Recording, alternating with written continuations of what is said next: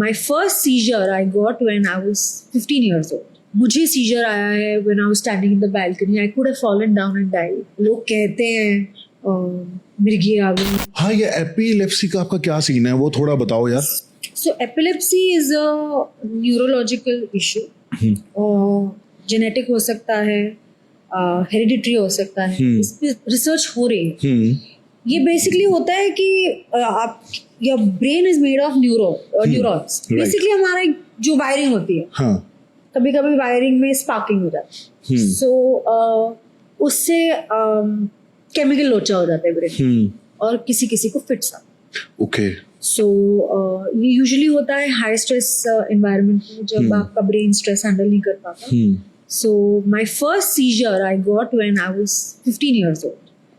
Board exams के पहले. बहुत ज्यादा प्रेशर हो गया था, स्ट्रेस हो गया था बोर्ड एग्जाम का. बट आजकल इसकी मेडिसिन्स हैं. There are wonderful doctors who treated me, and today I'm almost 20 years seizure free. I'm not on medication at all.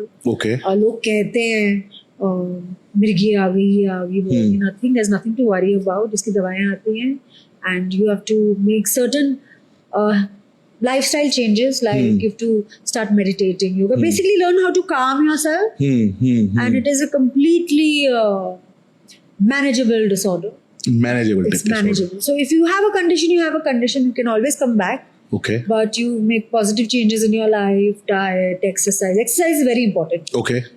You've got to build a willpower, mentally work on yourself, do a lot of homework. So it can be completely managed. And today I'm 20 years seizure free. In fact, I create a lot of awareness also about epilepsy. क्योंकि छोटे गाँव में क्या होता है, लोगों को लगता है माता आ गई. You know those kind of things. It requires medical attention. You have to क्या बोलते हैं, अनियन सुंघाने से सीजर नहीं जाता. अनियन सुंघाते हैं, चप्पल सुंघाते हैं. So it is एक अंधविश्वास है. अच्छा. मतलब ये I try to create awareness about it. You need medical treatment. क्योंकि सीजर में you can actually cut your own tongue out. मुझे सीजर आया है when I was standing in the balcony. I could have fallen down and died. I've had a seizure, and you don't know when you're going to have a seizure.